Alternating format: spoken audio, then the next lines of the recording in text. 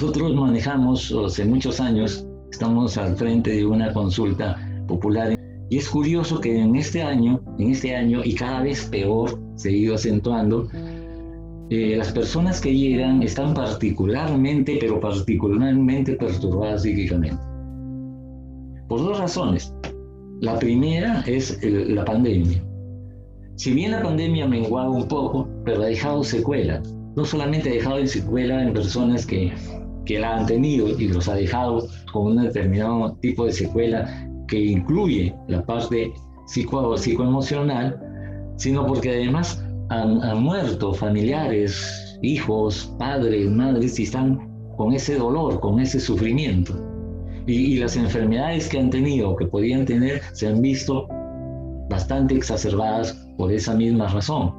Si a eso le sumamos que hubiese una inestabilidad política, económica, la falta de trabajo, la situación incierta, también va a llegar a afectar y va a colaborar para el desarrollo de una enfermedad. Teniendo en cuenta que la persona va a enfermar según la diátesis que tenga. La diátesis es el terreno debilitado de una persona. Toda persona tiene un terreno debilitado. Por mucho que seamos, digamos, muy fuertes, ¿no? Algunos más que otros, pues por ahí tenemos lo que se dice nuestros lados flacos, nuestros lados débiles, el talón de Aquiles de cada persona, que puede ser el corazón, que puede ser, qué sé yo, el estómago o lo que fuese, y que cuando está sometido a niveles de estrés, que pueden ser de entornos muy cercanos, todas las situaciones en que vivimos, la pandemia, la situación económica, las políticas de los gobiernos y todas las situaciones, pues ahí están presionando hasta llegar a tener una enfermedad. Esa es la razón por la cual en Oriente la medicina fundamenta su visión con respecto al origen de la enfermedad, sosteniendo que las enfermedades tienen en principio un componente psicosomático, que la enfermedad puede comenzar bien en el terreno psíquico y alcanzar a la estructura o al organismo, o en el organismo afectar lo otro, o ambos al mismo tiempo, ¿verdad? Pero ese entorno, hasta ahí, como digamos, hasta la sociedad que vivimos, no es lo único que contemplaron desde la alta antigüedad los grandes médicos y maestros del mundo ancestral, sino algo más, porque hasta aquí se puede entender. Hasta aquí yo no creo que esté diciendo alguna cosa que no hayan escuchado, porque bueno, sabemos que dependiendo cómo va nuestra vida, que los eventos, acontecimientos que se desarrollen, pues podemos sentir bienestar o podemos estar afectados. No es ninguna novedad, y hoy por hoy, más que nunca, porque a nivel planetario, a nivel global, con todo el desarrollo que se tiene, las cosas no han mejorado, no solamente no han mejorado, sino empeoran, y además se está perdiendo control, se está perdiendo todo tipo de manejo en muchas cosas. Ya no sabe qué hacer, mucha gente a nivel mundial, la ciencia, todo está de cabeza con muchas cosas que no puede resolver hasta el momento. No me voy a poner aquí, entrar en terrenos que inclusive incluyen la corrupción. Tengo que guardarme porque ya me conozco yo que de repente me voy de boca y no es ahora para estar, sino entrar en el tema. Si estoy entrando en el tema, puede ser necesarísimo para poder entender lo que vamos a ver. No solamente es ese entorno, que generalmente es muy fácil que lo aceptemos todos, sino que el ser humano, según la tradición oriental, su entorno más importante, más allá de sus pequeñas afanes, infortunios, placeres y displaceres, el ser humano es una entidad que está inmersa en una dimensión que compromete al cielo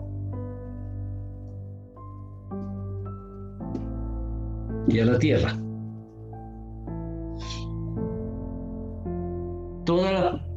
Digamos, como se dice por las culturas de la India, cosmovisión, toda la cosmovisión oriental la sitúa dentro del concepto cielo y tierra.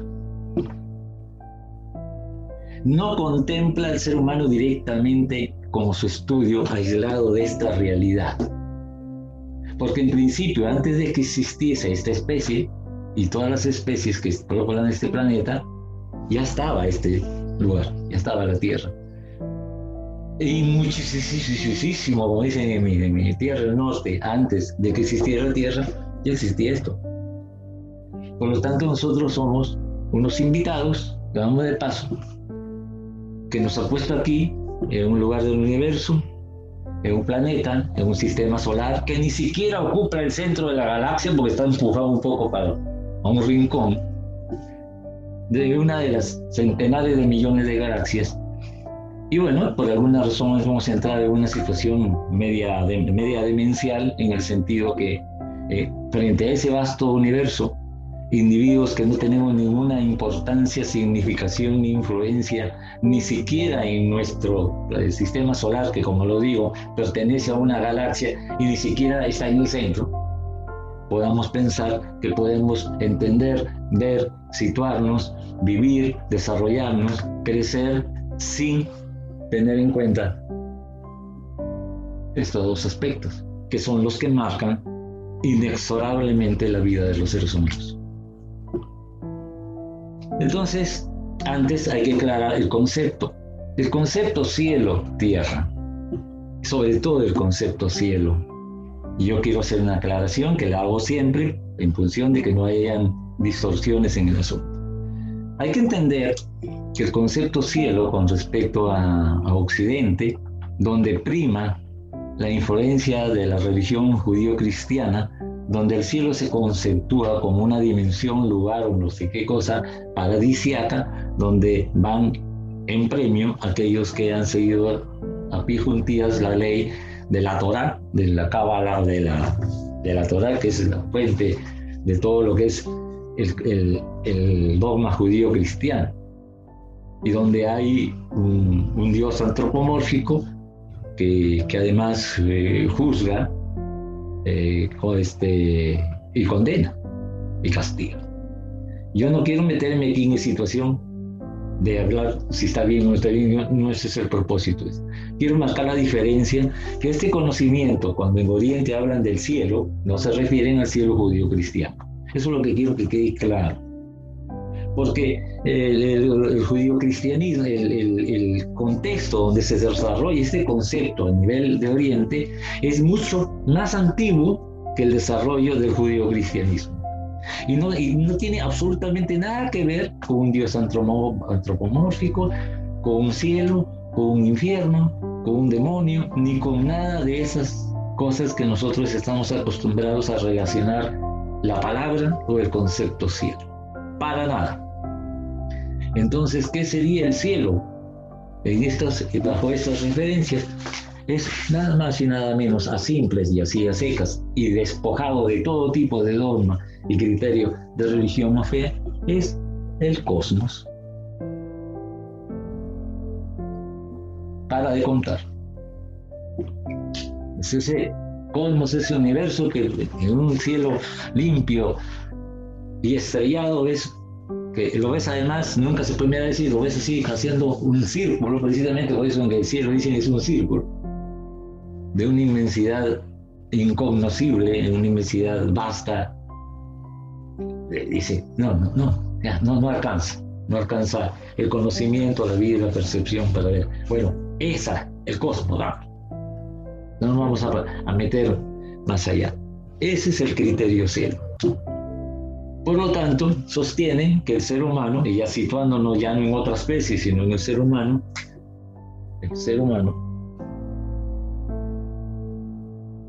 es el producto y vive inmerso en un cosmos del cual recibe poderosísimas influencias permanentemente, y de una tierra que también le ha gestado y en el cual le permite desarrollarse, vivir, alimentarse el tiempo que toque. Ambos universos, si lo consideramos a la Tierra como un universo y el gran universo, el cosmos, todo esto tiene sus principios, sus leyes y sus cosas, en las cuales a lo largo de la cortísima historia que tiene la humanidad en este planeta, no ha sido capaz de cambiar absolutamente nada. pero nada, o sea, el ser humano no tiene influencia para hacer ningún cambio, ni siquiera ningún cambio significativo o menos importante en relación a lo que plantean el cielo como tal, como universo, y la Tierra como tal, como planeta en este sistema solar. No puede hacer nada. No está en sus manos hacer eso. No lo ha podido, no lo puede ni lo podrá hacer nunca. Entonces no nos vamos a situar, un poco para hacer las comparaciones, vamos a dejar el cielo. Es tan vasto que no nos vamos a meter en un curso de volar y a hacer especulaciones sobre el cielo, el cosmos y el cielo, pero sí podemos hablar de algo que es muy cercano. Es este planeta donde vivimos y donde vive toda la humanidad desde que estamos acá. Y seguirá viviendo mientras las condiciones estén dadas para que se hicieran las cosas. Vamos a hablar de la Tierra. Vamos a verlo en este momento. En principio, como les decía a algún grupo de alumnos el día de ayer, en una clase últimamente de clases todos los jodidos días, le estaba diciendo a propósito del no de este tema, sino de otro tema, le estaba diciendo, en principio la Tierra no es una cosa, no es una mesa, ¿no? Tiene todas las características necesarias para considerarlo como una entidad viva. Porque todo aquello que se considera como una entidad viva es aquello que en principio se mueve. Y la Tierra se mueve. Segundo, cambia. Ese movimiento lo lleva a cambiar. Si yo me quedo aquí quieto, mirándolos a ustedes, absolutamente quieto, un par de horas, no ha cambiado mi posición. Pero si yo me muevo, no solamente ha habido un movimiento, sino un cambio de posición. Por lo tanto, el movimiento ha seguido de un cambio, siempre. Por lo tanto, si nos vemos al planeta, lo estudiamos así, simple, ¿no? ¿Qué es el planeta? Esta cosa no está ahí plantada, como si fuese el jarro que tengo que ver con mi té. Se está moviendo. Y por lo tanto, si tiene movimiento, vive. Tiene vida. Si no, va a vivir algo en el medio. Y si se mueve, cambian situaciones. Y el cambio también lleva inexorablemente a algo más que el cambio, que es la transformación. Sin ir más allá de otros fenómenos que se dan en ese circuito, para no explayarme mucho en el tema, resulta que este planeta tiene tres características, donde estamos viviendo, tres características que lo califican inmediatamente como una entidad viva. Porque se mueve, porque cambia, y ese cambio lo lleva a generar diversas transformaciones. Y todo esto es simultáneo, no es que una cosa va detrás de la otra. Entonces, ¿qué es lo que pasa? El planeta tiene dos movimientos que le caracterizan. Dos movimientos que por mucho que digamos, eso ya se sabe, momentito, fíjate que estos movimientos que tiene el planeta como una entidad viva influyen de manera absoluta, no solamente en la vida de los seres humanos, sino en todo lo que hay aquí en los vegetales, en los animales, en todo. Basta por el hecho solamente de uno de esos, tiene muchos más movimientos, podría hablar de dos, por el hecho de esos dos movimientos. Uno es el movimiento de giro sobre su propio eje. ¿Qué produce ese movimiento de la Tierra? El día y la noche. Y hasta donde yo sepa, no ha habido ningún emperador, monarca, gobernante, presidente de la república, de gobierno, lo que sea, que pueda hacer algo con respecto a la modificación de este movimiento planetario. Si lo consiguiera, cosa que es prácticamente imposible, generaría una hecatombe, no solamente en la Tierra, sino en el sistema. Por lo tanto, no es una cosa viable de que el ser humano pueda influir en esto y un gobernante diga, hombre, a mí me gusta mucho la noche, a ver si le quitamos 6 horas al día, le ponemos 18 a la noche y nos quedamos con 6 en el día, porque la verdad que la luz del sol me da fotofobia. Yo no he escuchado hasta ahora eso. ¿O al revés?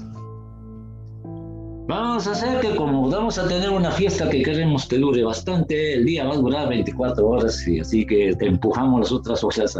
No se puede hacer nada frente a eso. El ser humano que le queda, además marca la dinámica de su existencia. El ser humano que marca la dinámica de su existencia en el sentido que el día llama a la actividad, a la labor, al desenvolvimiento, y la noche marca la quietud, al descanso y a la calma. Eso lo obedecen hasta las plantas. No se puede cambiar esto. Pero además, ese planeta tiene otro movimiento importantísimo, que no solamente está parado en un solo lugar girando como si fuese una danza de derviche, en un solo sitio, sino que como las danzas de derviches giran sobre su propio cuerpo, su propio eje, pero se desplazan en círculos abiertos. Y eso se llama el movimiento de traslación de la Tierra alrededor del Sol en su órbita, que lo efectúa durante 365 días con 6 horas todos los años. En ese movimiento, y por una gracia que tiene el planeta, que tiene un tumbao, que tienen los guapos al caminar, como dice la salsa, de 23 grados de tumbao, como dicen mis amigos los españoles, es por ese pequeño detallito de andar con ese tumbao que tenemos invierno, primavera, verano, estío y otoño. De otra manera no habrían esas variables. Y esas variables que marcan que los climas se vayan alternando entre sí, sucediendo entre sí. Por ejemplo, el frío va seguido, el invierno va seguido de la primavera le sigue el verano tiene sus días de estío o interestacionales, luego el otoño y nuevamente el invierno. Pero eso no es una cuestión así de nombres. Eso ha producido algo importantísimo que tiene que ver con todo lo que nosotros nos pasa en este planeta. El invierno marca el frío, la primavera el viento, el calor el fuego, el verano el calor, el estío la humedad y el otoño la sequedad. Entonces todas esas variables que hay a lo largo de todo el año, todas esas influyen en todos nuestros mecanismos energéticos, hasta en el estado de ánimo. Hay algunas personas que en invierno le viene muy mal porque se pone muy marchito. Entonces, dependiendo del lugar geográfico, de la estación, del hemisferio donde nos encontremos, estamos sujetos a todas esas variables, las cuales nadie ha podido hacerlo.